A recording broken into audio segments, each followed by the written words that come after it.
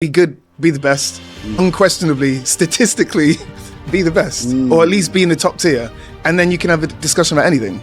Get the skill set, become great at what you're doing, regardless of when no one can say this person is not great at that thing. We've gone from playing main stage festival, I've done those 100,000 people shows and Wembley Stadium. Wow. To I'm actually going to do my piano album. I believe if you're really good at what you do, you can offer some significant value. You'll find your place. Success, it has to be the thing that drives you internally. Like that thing that you absolutely have to do, that you love to do, and you can actually bring that out into the real world and make it work. I think that's success.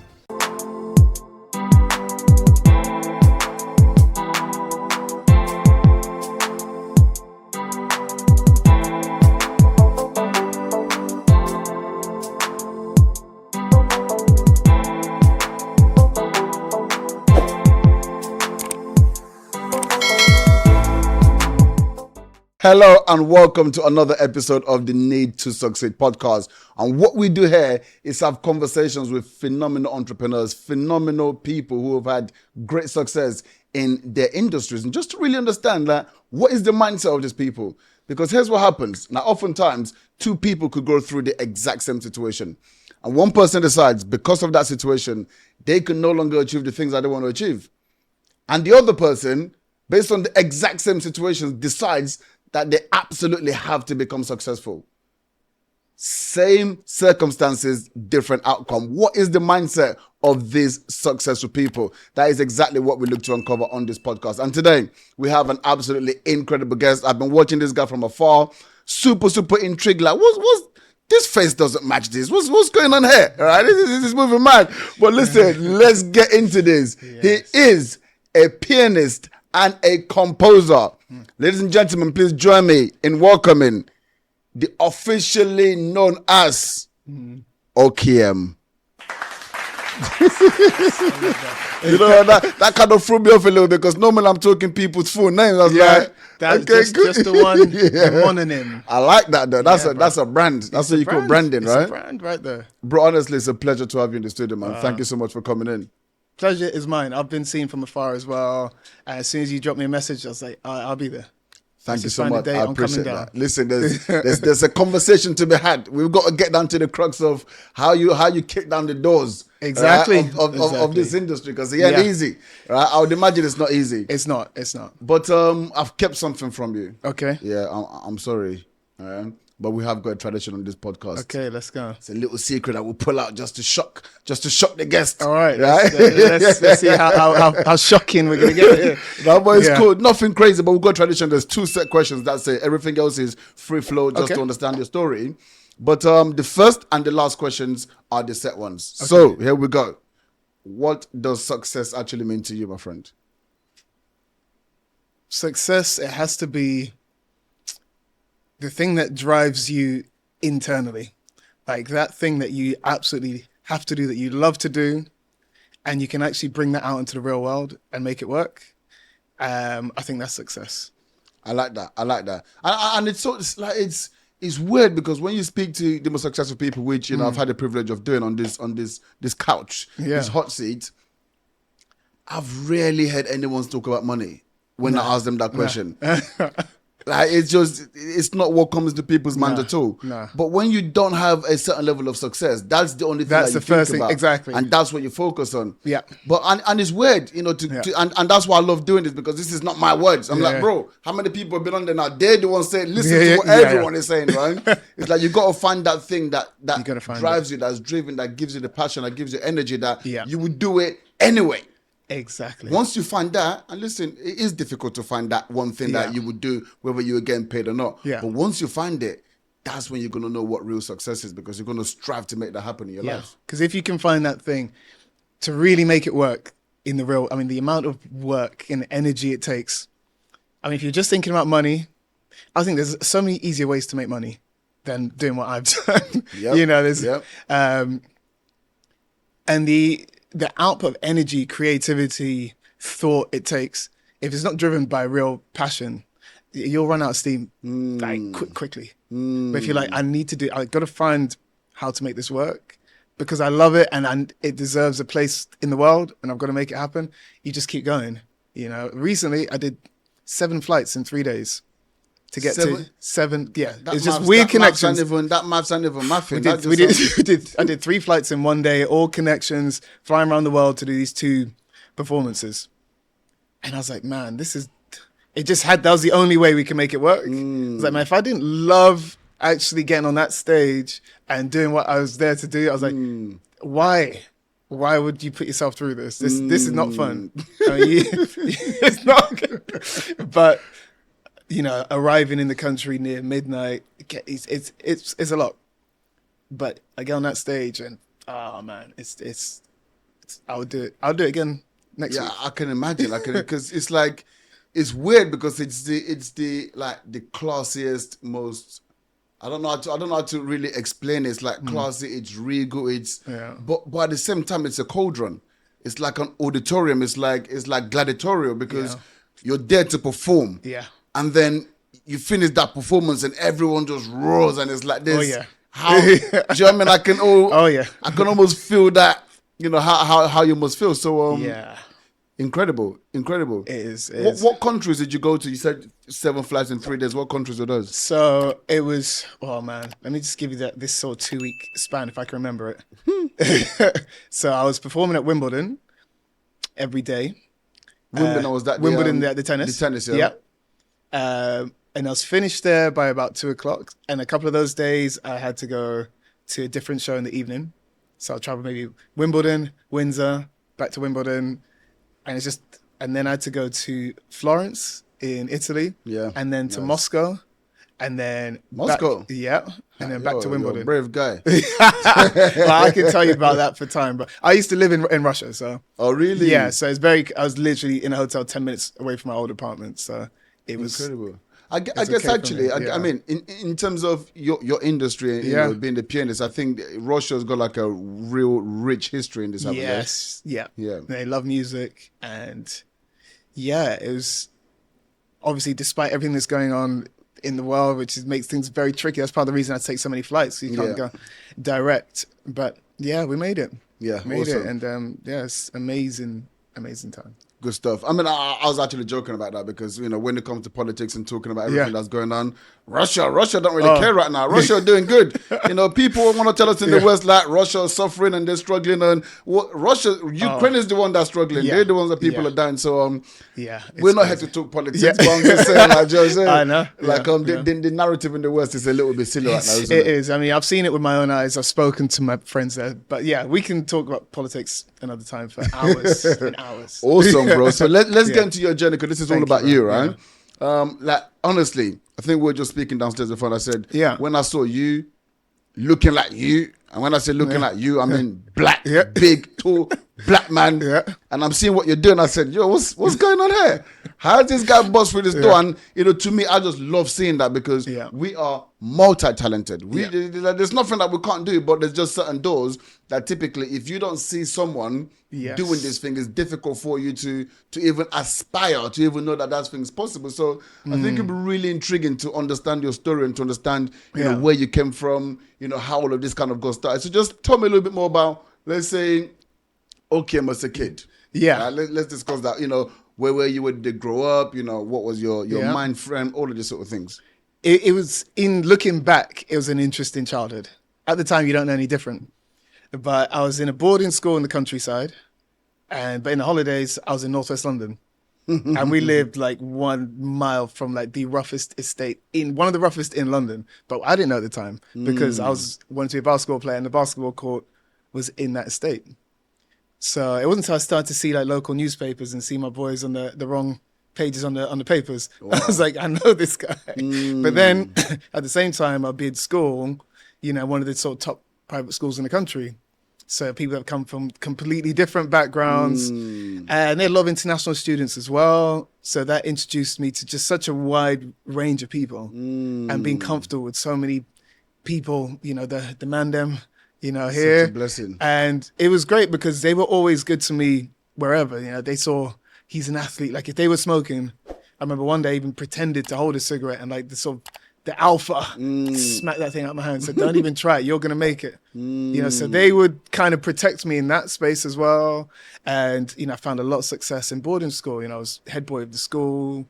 I won the sports award. I won the music award.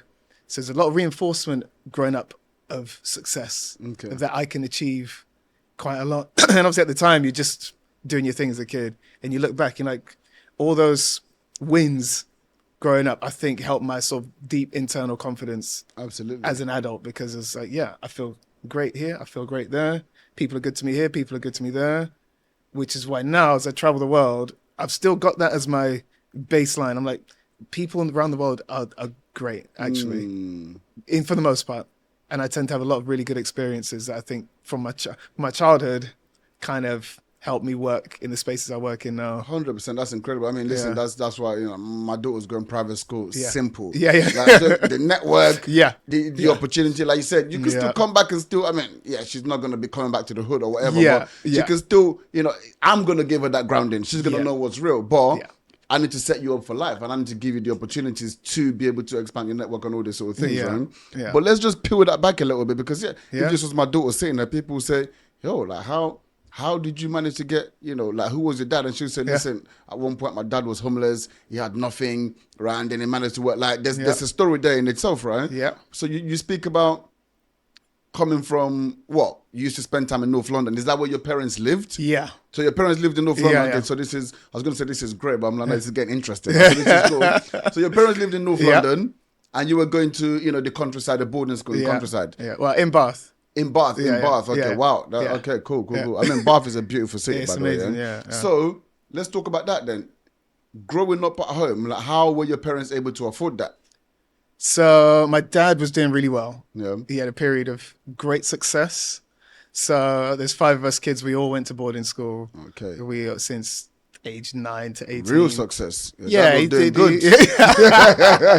And again, you don't realize that until you get older, and you start to think, wow, we really had a privileged childhood. That's 150 grand a year on just on school and fees. Yeah, you know, we were never spoiled. That's the thing. So we didn't even feel like, oh, we're in a privileged situation as a kid. You're just a kid. Even when you're 15, 16, you don't quite realize, because we still understood the value of money. Crazy. Yeah. But no, we had some privileges, which were great for all of us going to boarding school. We had a driver, we had some amazing things. Nice. But I just like that on the other side of that, we were kind of always sort of near, just a real danger. Not danger, but just like another side of society, rather than just being in like a bubble and being all we see is you're exposed to everything. We're exposed to everything. That's exactly what I'm going to do with my kids as that's well. it. Yeah. Because then you know to deal with those people. Yes. And you know to deal with these people. Yes. And you're comfortable around it all. So, and I know to this day it helps me. Like, I couldn't explain how much it helps me to be able to deal with people and connect with people like instantly. I love that. Yeah. I love that. Yeah. What's your origin? Nigeria, I West Africa. thought so. Come on. Yes, sir. You recognize. Okay, cool, man. Nice one. So you've got the Northwest London boarding school. Yeah. Now you guys are in Bath. Yeah. How old are you? 38. You're 38. Okay, cool. So you're a couple years on me. Cool. Yeah. So this is relevant. Because I remember when I first moved to the UK, I spent a couple of years in London. Yeah. I was like 98% black people in Lewisham, right? So it was like, that was cool. Yeah. I fit in, right? I was this random white person doing it. Yeah. Like, they were the outliers, right? So that was cool. But then I moved to Cambridge. Yeah. And I went to the at the time, it was the second best school in the country. Amazing. Right? Yeah. And me and my sister, there were only black people there. Yeah. Okay. So I get it. Yeah. So I understand this environment you're talking about. So that's why I want to ask you, how was that for you first living in Northwest London and then being shipped out to Bath, countryside? How was that experience initially? That's the funny thing. It's like, it was nothing to me. It wasn't a thing. I think the only time I even sort of felt the race thing a bit was when I became head boy. Apparently there was a parent that had said... So there's the parents, it's not the kids, you know? Exactly. There was a parent that apparently had complained or had said something. Because obviously I'm giving speeches, I was on the back of buses around Bath. It's like the face of the school. So yeah, it was apparently there was a couple of comments, Couple of side comments, couple of side passing comments. Yeah, but that's but cool. I never. To be honest, that's the thing. I just felt comfortable everywhere. Cool, man. I've got to say, yeah. I think now it's almost like they're putting it into your mind to think about it. And maybe if your default is always if something doesn't go my way, it's because I'm black. So I think there's that underlying. I feel it more now than when we were just getting on with life. You know what? It's interesting because I was on a podcast and they asked me the same question. Like, how was it like in Cambridge? I said, actually, you know what? For me, listen, here's the flip side. I know racism exists. Yeah. That goes without saying, right? Yeah, exactly, yeah. But, it wasn't a thing for me where I felt like there was these racist attacks and all of that sort of stuff. Yeah, Nah. It's probably more outside of school, actually. I'll be walking down the street and some obviously just racist old white guy will spit on the floor. Something like that in Cambridge. I'm like, cool. So I know it exists, but it wasn't this like oppressive, like, none of that, really kind of ever happened to me in school. So I do know exactly what you mean. It's more overt now in terms of the way society is actually pushing this, this victimhood. Where, you've it's not your fault. It's because of your color. Someone's done this because of your color. And I've heard so many crazy excuses used because of your color that actually just disempowers you. Yeah. Right? It just means that, well, actually, I can't do something because of this. So I'm not even going to bother trying. Right?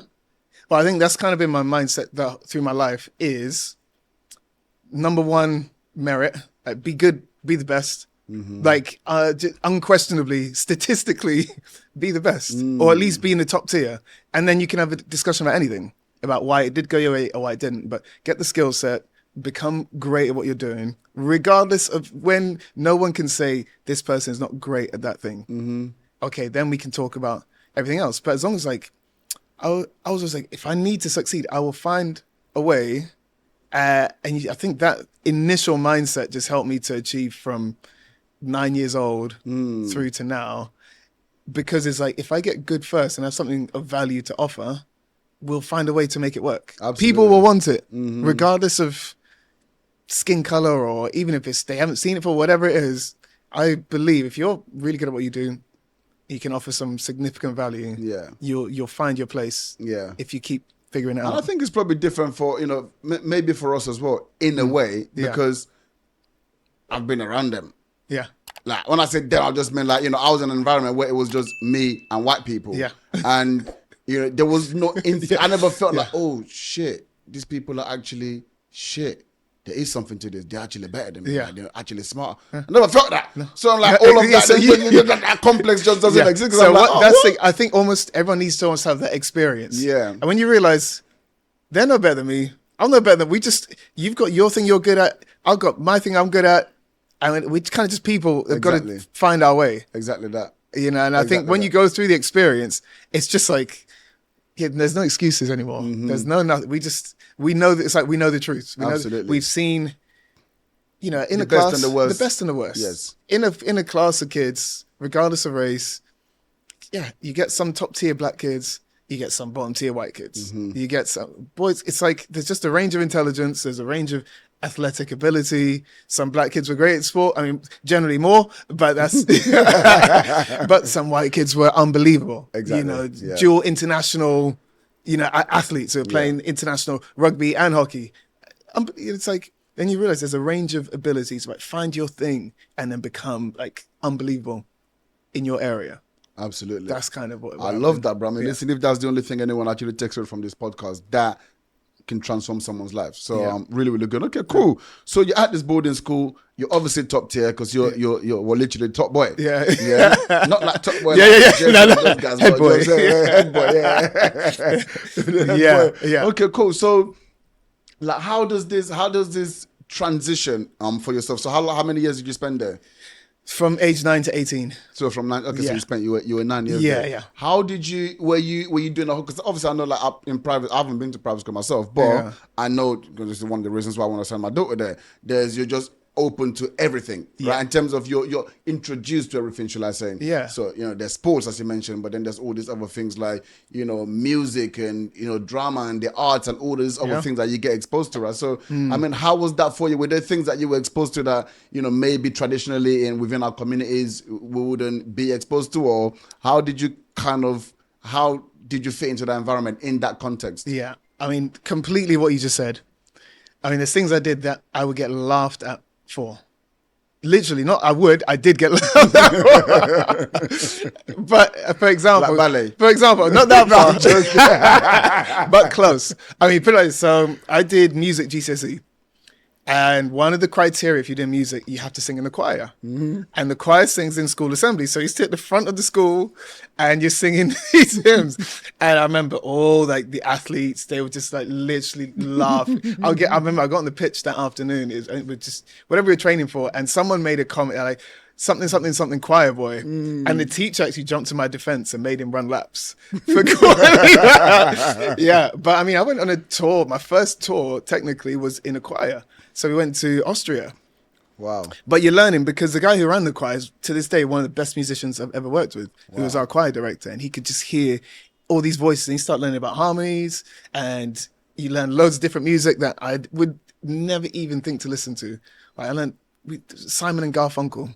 There's no way I would have heard this song. But to this day, if I'm doing like a corporate, I might play that song. And some people are losing their mind. They connect with it so deeply and they love it. But I'm like, I would never have even been introduced. To this day, I probably never would have heard that without those experiences. And playing like rugby, so I know, especially in London, we were playing football.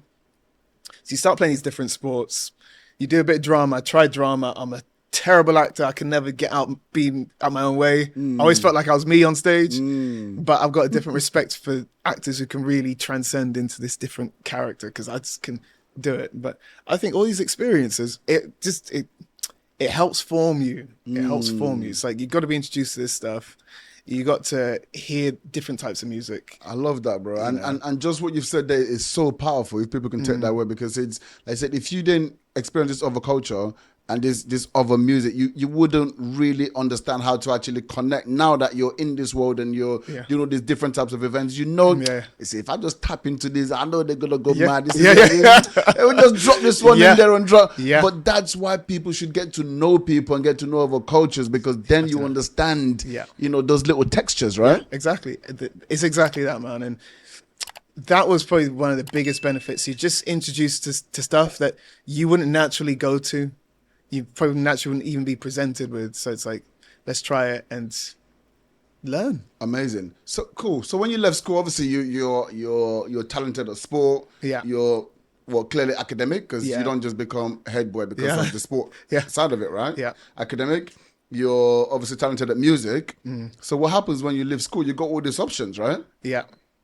So typical African family situation. Doctor. So basically, you know it. So I finished school and I wanted to take a year out. So I'd seen this sandwich. Is it a sandwich year? I don't know, not even a sandwich. When you take a year out. A gap year. Gap year. So you take a year, you go and travel and have a good time, and then you come back and study it. And I was like, I wanted to get that. And my dad was like, no, that's not happening. So we agreed. And I went to uni. I didn't know what I wanted to study. So I was put onto accountancy, and it was one of the most uninspirational places I've ever been for my character, for my personality, for who I wanted to be.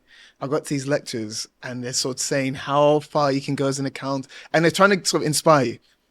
And the culture and the vibe around that was just not, within a day really, I was like, okay, I don't mind studying something that haven't exactly chosen, but this is not for me. How does an accountant inspire someone? Well, yeah, it's even with like the earning potential. Nothing was like getting me going. You know what they were trying to do? There's nothing. I thought, that's me. No, not one thing. So I moved on to marketing. So I did business and marketing, very general kind of degree. But yeah, I was interested in marketing. I was trying to find a business and music degree. I couldn't find one apart. I think it's in Scotland. I didn't want to go to Scotland, but yeah. So did business and marketing, which turned out to be really useful because you just get an idea of how people who influence buying decisions think. So all these marketers who are thinking about upcoming trends, the world is going in this direction. Let's position ourselves here. This online thing is becoming a thing. So we was in some of the first online marketing modules, and how soon all these transactions are going to be done on people's phones, and your website needs to be optimized for this, and your user experience and stuff like that. So I wasn't interested, but it turned out to be really good for me to do that. So that was the degree. How did your dad or your parents actually take it when you said it wasn't going to be accounting, it was going to be? Yeah, they were fine, to be honest. I mean, my mum especially has always been so supportive. She's like, basically, as long as you can support yourself, go and be happy. Fair enough. That's basic. But even that as a philosophy has been very powerful, because it allows you to become who you want to be. Mm-hmm. And just have a baseline where you're good, you are really, really good. Go and be happy. Yeah, amazing. Nice. So, okay, cool. Yeah. So you did the accounting, you moved to marketing. Yeah. Realized you didn't like that either. Yeah, it was okay, but it definitely wasn't like. Because you're creative. Yeah. Yeah, so all these things are quite, restrictive, aren't they? Yeah, exactly. So, so then I had quite a life-changing experience in uni where I was working. It was a sandwich course. So your third year, you're in industry, working in an office. And I was on the train to the office, and a newspaper said, "Do you want to win a life-changing amount of money without using your brain?" I'm like, yes, I do. So I get to the office that day, and while I'm doing my work, I'm applying for this thing that's seen in the paper. Then I got an email saying, "Oh, we love you. Can you come for an audition?" And all I see is it's called Donned. Donned. I'm like, what's Donned? Now then, it's called Deal or No Deal, which is a big TV show. At the time, one of the biggest TV shows in the country. So Deal or No Deal, Noel Edmonds. Noel Edmonds, yeah. Come on. So long story short, I got onto Deal or No Deal. Wow. But I'd never seen this TV show. I didn't know what it was. So I went and said to my boss at the time, "I've been asked to this TV show. Can I go? I'm going to have to be away from the office for a couple of weeks." She said no. I was like, cool, I don't want to jeopardize this. And then my friends were like, everyone that goes on this show is winning like at least £10,000. Yes. You got to go on this show, minimum. Come So on. I went back to her and I said, look, I can work in the evenings, on the weekends. I can set this up, so it'll be cool. I'm going. Yeah. And she was like, okay, fine. So she let me go. Turned out to be this incredible experience. I'm now in the Deal or No Deal Hall of Fame. That's my big claim to fame. But I won £17,000 on that show. Okay. And at age 21, that is like winning $1 million. When you're a student. That's money. That's very significant. Serious money. Yes.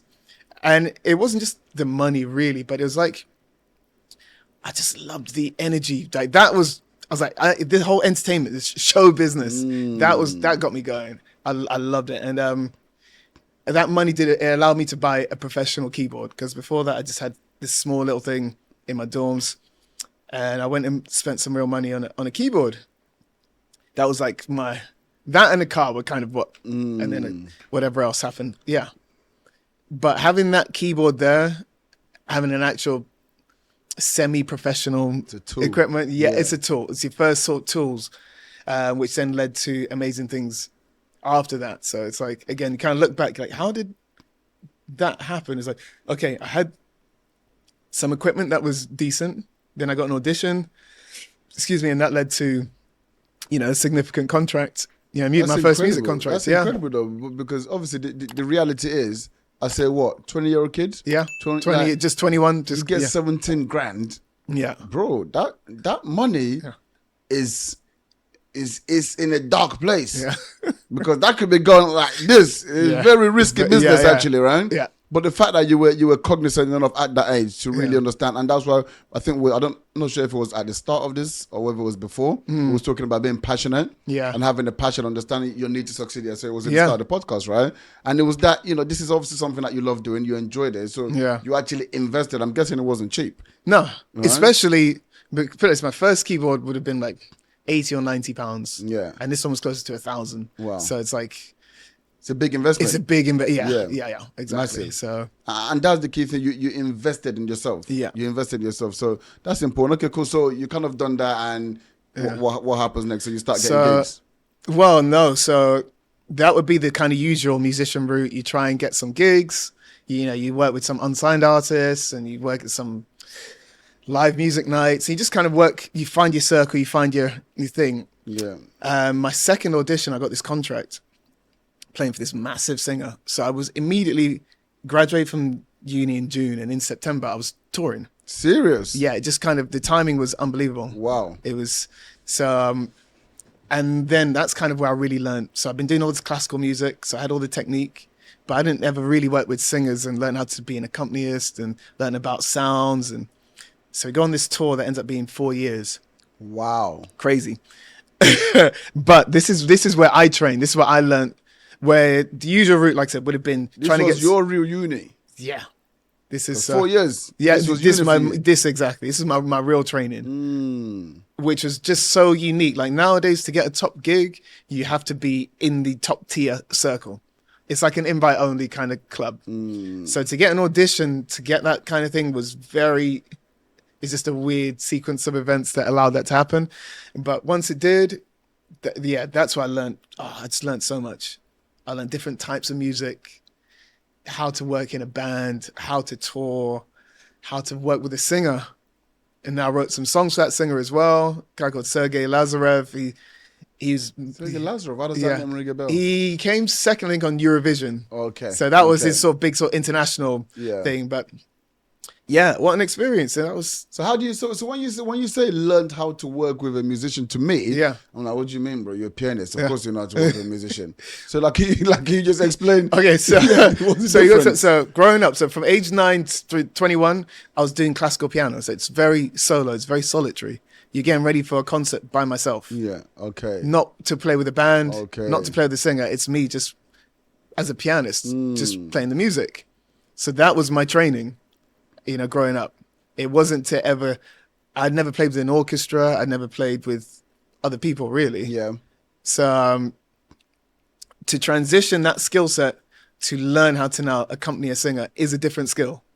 It's not just a solo. Nah, it's supporting someone. It's letting them lead. It's following them. It's elevating their performance and really figuring that out takes. So sometimes you're just kind of mellow in the background. It's Completely. It's not being so busy. Like I was so used to doing so much. It's like now we're just gonna do one chord and just hold it, and you figure out how to leave space. So it's a beautiful like combined performance. Amazing. Yeah, that takes some training. How was that though, like learning on the job? Because ultimately I'm paying you to be here. Yeah. Right? I'm not trying to hear that. So like, how was that experience, like, actually learning on the job? Yeah, again, really unique because they let me be me. They let me add my bits. Okay. And obviously learn how to support him as well. Okay. Whereas other top gigs with other really big artists, sometimes very like, this is the part, play exactly this. This is exactly what we want you and to maybe do. you can play a bit at the end here. But they were kind of like, all right, just find your thing. Interesting. Yeah. Interesting. I mean, that's for a creative. Yeah. But you kind of hit the jackpot early. Yeah. That's a great people to be working with. Yes. You go to learn in a job and you had, I guess, the freedom that any creative person would actually want, right? Yeah. Why do you think you got the opportunity though? Because, I mean, to me, again, listen, it could be what we spoke about at the start of the podcast, which is, sometimes, people make too much about this race thing and, the opportunities that you don't get. But at the same time, bro, I don't see black people doing what you're doing. Right. So how has it seemed so almost like easy for you? Yeah. It doesn't almost feel like there's been any restriction in the journey at all. Yeah, that's a really interesting observation. I'm going to come back to it in a second, but I'll tell you how I got the gig initially. So it came down to me and one other very experienced keyboardist. So this guy knew about sounds, how to create sounds, synthesizers, and he's much more experienced than I was. And he actually went on to be a musical director for One Direction. So top tier musician. So he the fact he didn't get this gig led him to do One Direction, and next thing he's doing stadium tours. So it's funny how it always works out. But I've come in there as a very inexperienced keyboardist, but I've got technique and I've got skill and I've got my vibe. And they literally said, "We just love your vibe. We love the way you play. We will help you figure out the sounds." Wow. Which at that level should never happen. But for whatever reason, that was just what they were comfortable with it. But he said, "We just love your style of playing." Because they really did, to be honest, a really unprofessional audition. Because imagine you do your first audition, then they called us back and we had both of us in the room at the same time. It's like, you play it. You play it. Can you remember that song from the first audition? Can you improvise on this? It's like this is a head-to-head. It's like, let's go. I like that. I like that. That's not how you supposed. This is your competition. The funny thing is, smash him. The thing is, coming from sports, I love that. Yeah. Let's go. But I think most musicians were like, it's quite uncomfortable. Yeah, but I'm like, that is actually my comfort zone. That's my food. Yeah. I need to eat that. Let's go. Yeah, Let's go. yeah. So I was cool. So it's all those experiences, I say, that all combines to you feeling comfortable in certain situations where other people might not feel. What made your style different though? Because they said they liked your vibe, they liked your style. What made you different? Naivety, to be honest. Because the more experienced you are, the more you train to fit in a box. Which isn't a bad thing, but you train how to do your job. And your job is to play a part like they've told you to play the part and play the sound they've asked you to create. Well, I was like, I don't know how to do that, but I can do this because I haven't actually learned that. But this is kind of cool. So I just did my thing. And it wasn't because I was trying to be unique. It's just because I hadn't learned those skills yet. But I was very comfortable in where I was in my lane. Were you honest with them about that? No, I didn't, because it didn't come up. Okay. They just said, we love what you're doing, and those other bits you don't know yet, we can help you with that. Wow. So it wasn't like ever, they said, everything they asked me, I was like, look, I don't know how to program a synthesizer. I don't know that yet. And they said, don't worry about that. We love what you're doing. I said, cool, because that, I can bring you that all day. Yeah, I can add that to your music, and if you let me, and you can give me a bit of trust, I will give you everything and add that to your music. But I'm very comfortable in that lane. This stuff I don't quite know as well. And they're like, don't you worry, we got you. Amazing. And off we went. 4 years that was, Wow. So what an incredible gig. Incredible. Yeah. But kind of going back to the other question I asked, I think you said you'd come to it, which is the road just seems to have no stones. Yeah. So it's, and I want to actually get to this, especially on social media, because I'm like, it's been a lot of up, down, up, figuring. So even after that, that run with Sergey, remember, I hadn't done anything in London. So all the other musicians are making their connections and their networks in London. And I was living in Moscow. That's when I was, Okay. So I come back and imagine 1 week playing in an arena in St. Petersburg. Wow. Everything, lights, lasers, and it's an arena show. Yeah. And you come back to London and no one knows me and no one knows him. So I've got no clout. I've got it's just and I met a couple of musicians online. So it went from 1 week playing an arena to playing a pub in East London for literally, I think, 6 people. Wow. Yeah. And that's what I'm saying. If you don't love what you're doing, your ego's going to kick in and think, what am I doing? And by that time, I bought real professional keyboards. I remember I went and bought the same keyboards as Beyonce's musicians. And that's what I'm lugging up these stairs after playing an arena in this pub in East London. But I love the artist. I love the music. And we had a great time. But it's literally from arena to starting from the beginning. That's depression territory. Yeah, but that's the weird thing is like, I felt great doing it. It wasn't, I didn't feel hard done by. And again, a bit of naivety, a bit of that sort of young passion. We're going to find a way. Yeah. And we did. I did find a way and built myself up in the industry in London. So then I went on to play for, the bigger artists. So Leona Lewis, Tinie Tempah. Ended up playing with Tinie Tempah for 3 years. Yeah, I mean, I can see that. Yeah, and that was, but by then I had all the skills as a pianist, to do all the synthesizing. So all the skills I didn't have, by then I'd learned. So when it got to that level here, I went to the audition and they basically offered me, on the spot. But yeah, he's the guy. Everyone else go home. But that's because of my level of preparation. And I really prepared for that. I was like, I remember being in Kazakhstan, and we're in this club, and I hear a Tinie Tempah tune, and I was like, this is me. You just felt, you're in the middle of nowhere, and you hear that come on, and I remember that, and I was like, I love his music. I love what he's doing, the energy. I want to be a part of that. It's important to me to be a part of that. So I prepared for that audition as if I was going into the first show. Wow. So I knew the music. I knew the lyrics. I was so over-prepared, to be honest. I was like, I'd already... So the way that other guy prepared for the audition, where he had all the sounds ready, Matt, I had all the sounds, I had all the parts, I had all the songs. I had songs they didn't even ask for. I played those songs as well. I was Let me just do this one for you quick. Yeah, honestly, yeah. When I was warming up, I'll just start playing some of the other songs, and people thought it was the CD. I thought it was like the recording, and they looked over there. Oh, he's playing that. So it's like even what I was, and this I always try and over prepare. So even what I was wearing, you remember at the time he was so much about the UK, waving the flag for the UK, UK rap. So I'm wearing a T-shirt with the Union Jack on it. So I know they're filming. So it's all these little touch points. I know he loves G-Shock watches. So I've got my G-Shock on.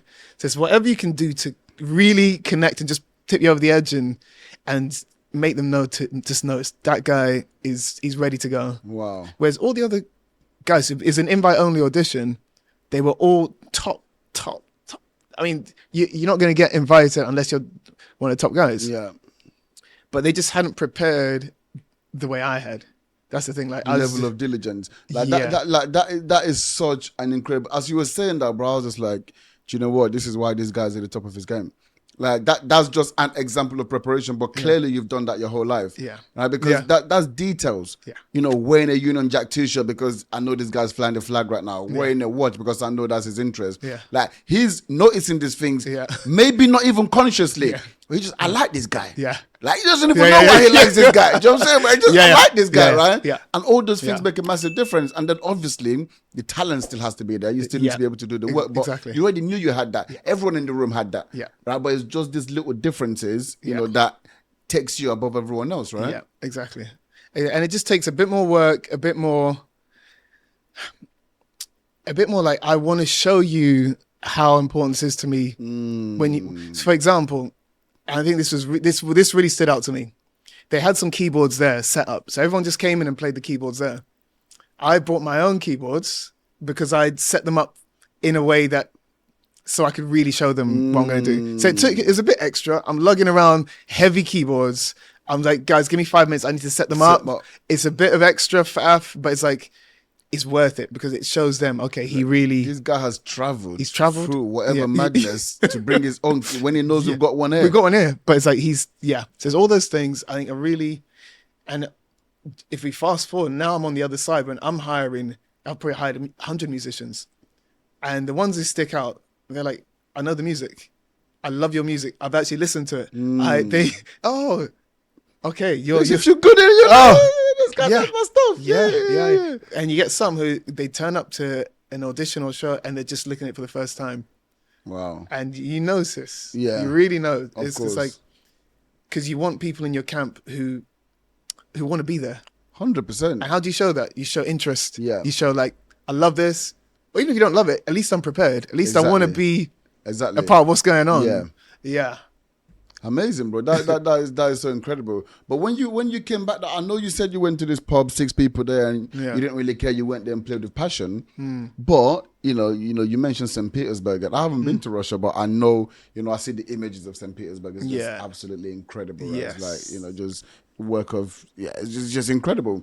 So I can imagine playing in those sort of places and then coming back here, not really knowing what the future holds, because you said it's not as if you can go, I was playing for Sergey. People go, oh my God. Yeah. God. No one even knows this No guy one that you knows. were playing for, right? Yeah. Like no one knows you, no one knows him, right? But now you're coming back. So like, was there like this, obviously you're competitive, was there this element of, I cracked it there, I'm gonna come and do the same here? Or is it just a case of I'm just gonna, go every single day and just see where life takes me? No, it's never just drifting and floating. Thankfully, I was introduced to quite a lot of self-development stuff quite early on. So even as I'm on tour, I'm reading Tony Robbins, I get back and I'm kind of, all the guys are saying, you got to set your goals and you got to set your intention. I'm reading Jim Rohn and who wrote Wayne Dyer, The Power of Intention. So I'm reading all this material. So this is in my subconscious as well. And so I'm not just like, let's just see what happens. I remember that, I was writing down who I wanted to work with, and I'd put Adele, Jessie J, Leona Lewis. And I did work with Jessie J and Leona. So you were playing small. I didn't get the call for Adele yet. But, listen, we're still young. Yeah, so it's all those kind of things, Obviously, when I kind of was touring, I loved it. It was just the right thing at the right time.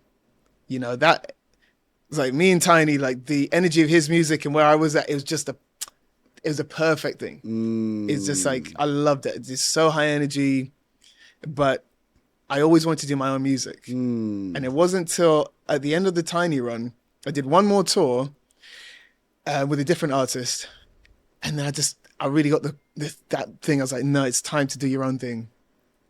And so again, it's going to be all right. We've gone from playing main stage festivals. Yeah. You know, I've done those 100,000 people shows and Wembley Stadium. Wow. To I'm actually going to do my piano album. Wow. And I just know that is really starting from, because it's in a whole Back different down space. again. Yeah. But I think when I get that feeling, no, honestly, I just knew it was time to dedicate some real energy to my own, to your own stuff, to my like your own own stuff. label, your own. Yeah. That's crazy, bro. But obviously, Yeah. listen, I completely get it because, you know, I'm an entrepreneur. Yeah. And I understand there's just that level of, you know, limitation that you have when it's not your own. Yeah. Like even when it comes to creativity, you can be creative, but only really within a certain framework. It's like Tinie goes, here's the music, here's the basis, here's what we're doing. Yeah. Create something that blends with this. Yeah. Do you know what I'm saying? Exactly. So it's like, yeah, I'm creating, but it's not really out. No. Tinie, scrap that. Yeah. This, you know what I'm saying? You can't really. You know what I mean? Yeah. So I completely get that. But again, it's a big risk, right? It's a really big risk. It's only a big. It was only a big risk because it's so different. It's so different. It wasn't, and to be honest, playing with an artist like Tinie it's very easy because you know they're the cool kid. You know, it's immediately accept. You're playing the O2 Arena. You're playing the big shows. It's cool kid music. People want that music. To saying, right, I'm going to play some piano, so no lyrics, instrumental, and I hope you like it. Yeah. Listen, it was so just the juxtaposition at the time.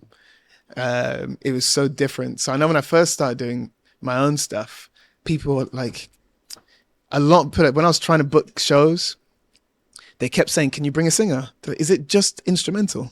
It's just you? And they kept asking, we really think you should add it. Are you sure? Yeah, you should. We really think you should add a vocal. And sometimes they wouldn't book it without a singer. So that was a hurdle. That was a real, but the thing is, I knew that there was some good music there because it moved me. That was the thing. I would listen back to it. I was like, I really connect with this music. I think somebody else will as well. And I started to put it out, not even as like a big release, like I'm doing an album. I just put it on Facebook actually.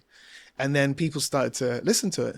And the messages were just like this outpouring of, they were just so connected to this music. People were crying. Wow. People had this really deep connection to the music.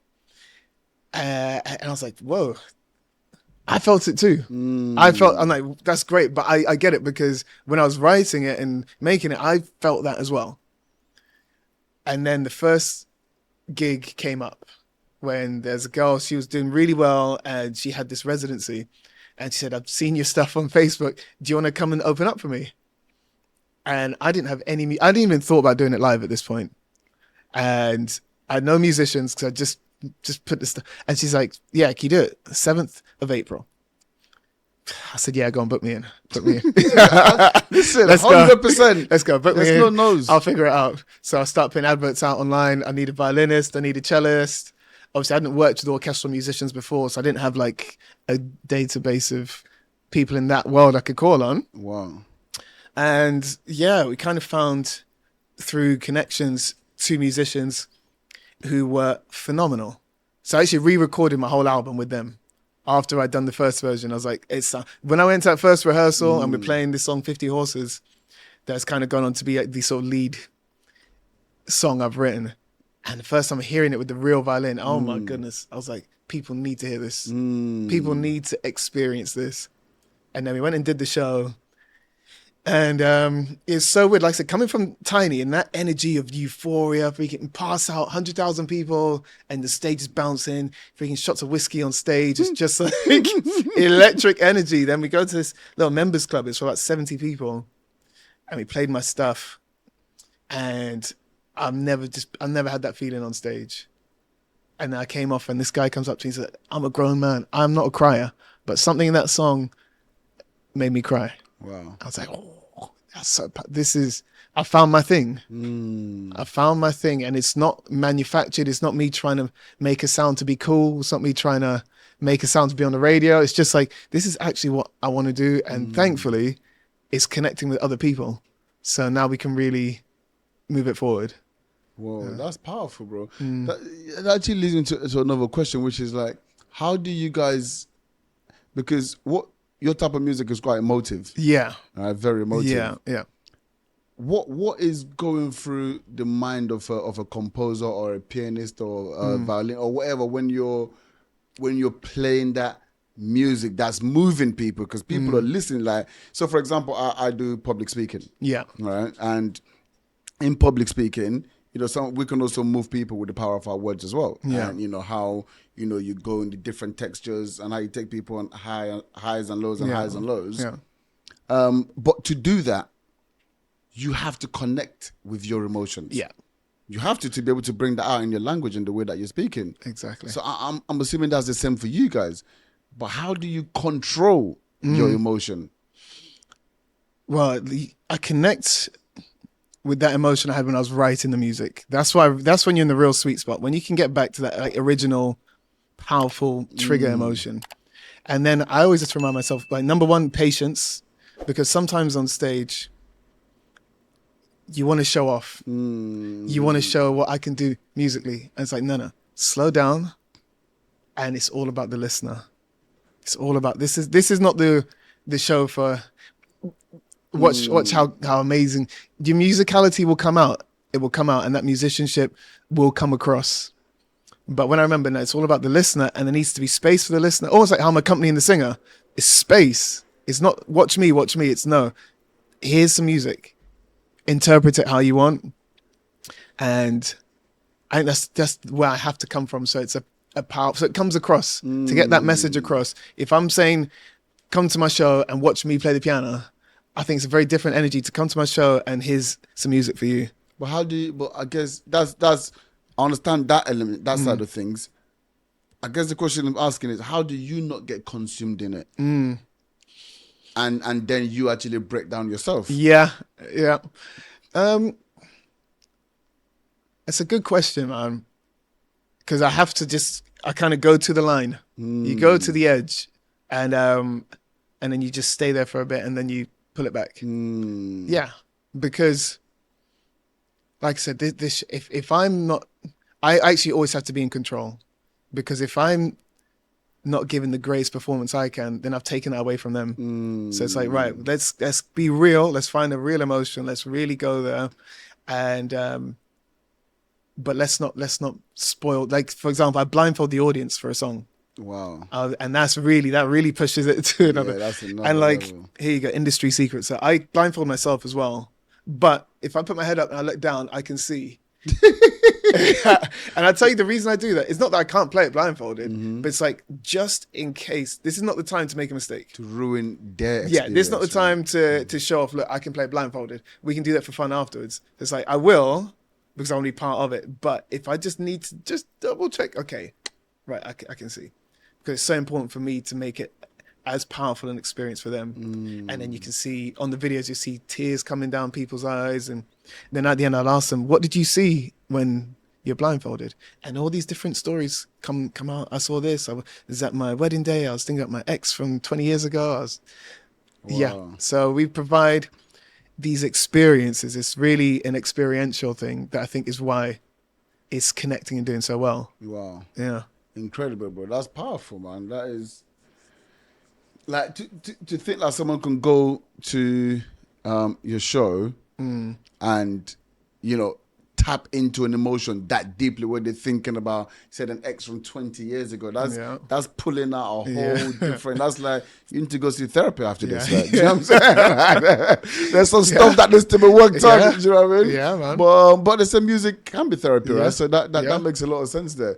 Like, cool. So in terms of your journey then, because that's really difficult. Now I'm going to start doing things for myself, and you know what? No one's going to sing. I'm just going to play the piano. Yeah, that's you know what I mean? That's a bit. Yeah. But it was interesting what you said is So when you actually got your first gig to do that, you went to hire other people. Yes. So I'm a little bit confused. So how? Because I don't know that world. So this Sure. is literally just me being very, very ignorant. Sure. So isn't the idea for you to just be out there by yourself with your piano? So there's other elements to it. So imagine the piano's the lead singer, okay? But then there'll be a violin, there'll be a cello, there'll be other elements to the music to make the sound. It's not all just solo piano. Okay. Even though the piano's the piano is the lead instrument, there are other elements. So it's like, I need a live violin, I need a live cello. Okay.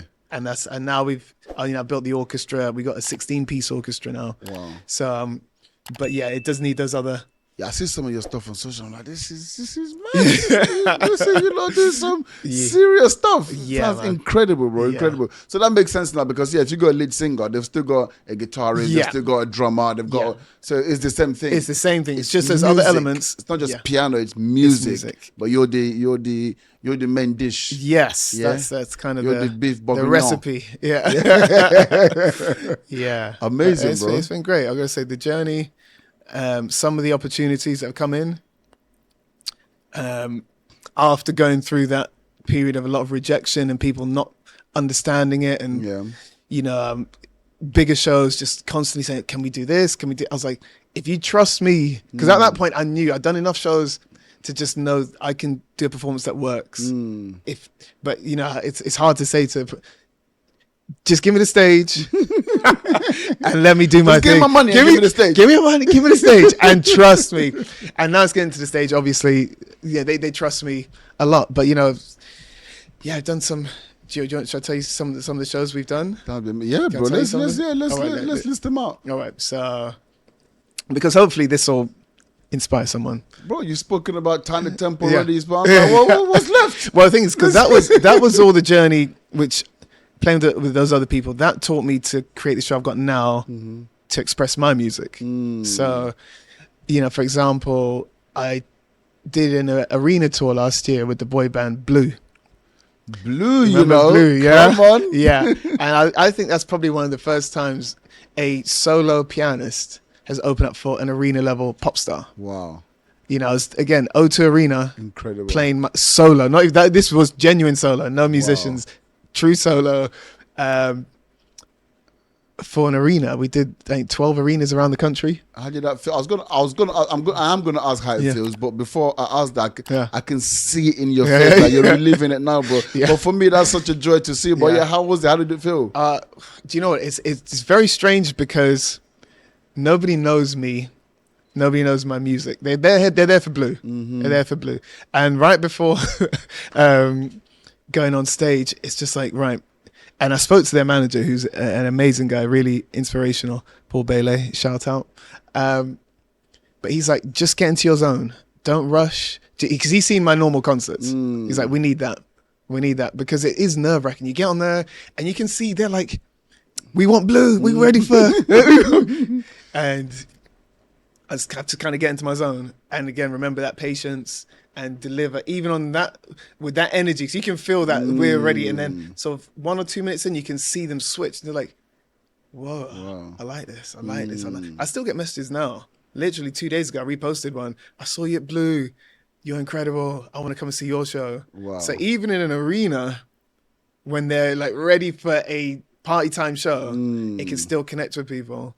So that was like, when I saw it kind of happening in real time, it was one of the best feelings. Because like I have to win the crowd over every night. Blue, because of the power of celebrity, of course, and the connection with their music, they can kind of just stand there. It's just nostalgia. It's nostalgia. Yeah. They've won every night without. I say I had to go and like earn it every night. And I again, because I'm an athlete in my nature, I quite like the competition, the fight of it. Amazing. But that was really spectacular. Amazing, bro. Yeah. What there's this notepads that you brought with you. Like, what are these? So these, at the end of my, not the arena shows, but at the smaller shows, I'll put this book. It's just a guest book at the back of the at the back of the venue. Yeah. And if people want to leave a note, they can. And we've got loads of. It's very, for me, really interesting just to see a handwritten message. Yeah. Like I love the DMs and the comments, but when it's like when you see someone's actually taking a 100% minute to taking write the a time. paragraph. So I don't know if you want to have a look at that. Bro, that guy. that is a full I've not read this one yet, but incredibly powerful and honest music. Never stop providing the world with your music. True inspiration. Thank you, Okiem. Yeah. Bro, this is crazy. Like, it's to just be reading this stuff all the time. World domination, someone's put. Yeah. I mean, I rarely actually go back through it, but occasionally, yeah. It's great just to remind yourself that the music does connect. I used my first night out in 1.5 years to come and watch you. You never disappoint. Plus, I will always be there to support you every step of the way. Wow. Yeah. Incredible, bro. Yeah. That's amazing, bro. Yeah. Honestly, like it's really, really inspirational what you've done, and just kind of watching you from afar as well. It's really, really great to see, bro. So just keep going, keep doing what you're doing. Only Lord knows what you're going to be doing, and you just imagine 5, 10, 15 years from now. Yeah, that's good. Well, let's ask it. This is the final question of the podcast. This is the other set question. Okay, here we go. Which is, here we go. Bro, with everything that you've now achieved, and I didn't even know. A lot of this stuff. This is crazy. Like you've done a lot. Yeah. So with all of that, what remains your need to succeed? The need is, I believe my gift, if you like, and my calling is to create very powerful music experiences. Having done so much before doing my own music, I've seen so much, and I think I know how to deliver that. And I'm just so passionate about taking that show around the world. It's got no lyrics, there's no language barrier. We've got musicians from all over the world. I mean, there must be 10 countries represented in the orchestra now. And we got something special. I know it, and every time I read these books and I get the feedback, I know we got something special. And it's like my responsibility to take that further and wider and share that experience with the whole world. Wow, incredible. Okiem, thank you very much. My pleasure. Thank you, man.